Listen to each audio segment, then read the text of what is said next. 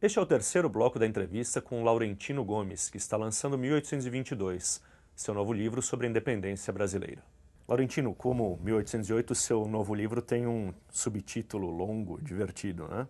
Como um homem sábio, uma princesa triste, um escocês louco por dinheiro, ajudaram Dom Pedro a criar o Brasil, um país que tinha tudo para dar errado.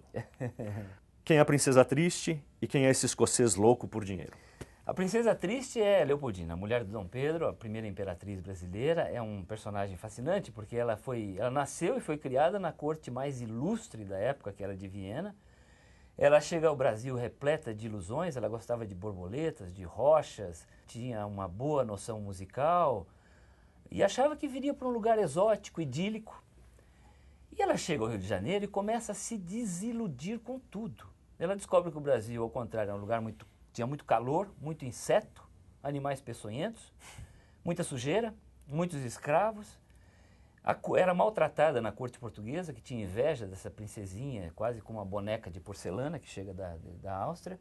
E, principalmente, ela descobre que aquele marido bonito que ela tinha visto no medalhão, que tinha sido remetido para Viena, sofria de epilepsia, era um sujeito muito mal criado, muito duro no tratamento com ela, e principalmente infiel. Ela descobre a infidelidade do Dom Pedro logo.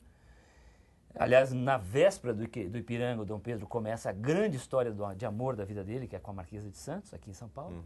E essa princesa, ela vai morrendo em público. Ela tem 9 gravidezes em 9 anos, com 2 abortos e 7 filhos nascidos vivos.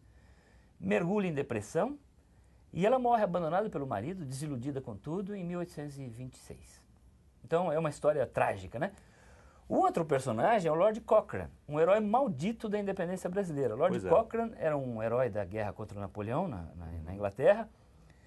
Ele tinha infernizado a vida do Napoleão no Mediterrâneo, mas aí ele se envolveu no escândalo na Bolsa de Londres, foi preso, fugiu da cadeia. Em seguida ele foi contratado para fazer a independência do Chile, do Peru, do Brasil e depois da Grécia contra os otomanos.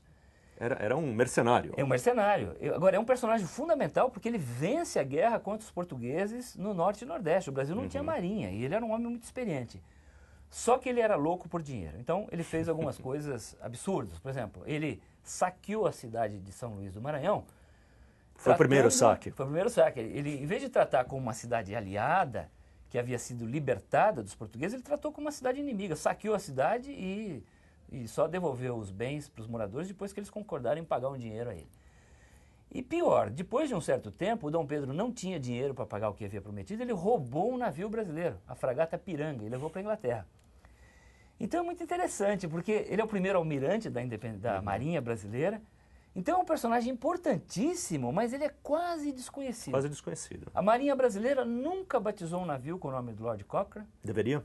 Deveria. Eu perguntei para um almirante no Rio de Janeiro, eu falei, por que a Marinha nunca batizou um navio com o nome dos Cochrane?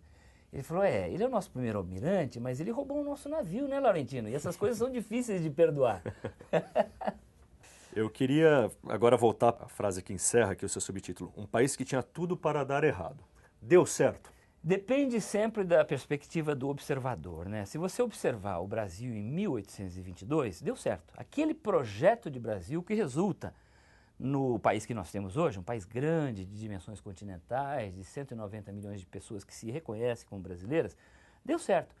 Porque o Brasil tinha tudo para se fragmentar, para mergulhar numa guerra civil, numa guerra étnica, ou até ser derrotado por Portugal, porque não tinha dinheiro, não tinha exército, não tinha marinha, não tinha arma, não tinha munição, não tinha soldados. Por uma combinação curiosa de sorte, acaso, improvisação, mas também de alguma sabedoria dos homens que lideravam o país naquela época, ele deu certo. Agora, se você caminhar um pouco e observar o Brasil de hoje, essa é uma pergunta difícil de responder, né? Então vamos responder no próximo bloco. Este foi o terceiro bloco da entrevista com Laurentino Gomes.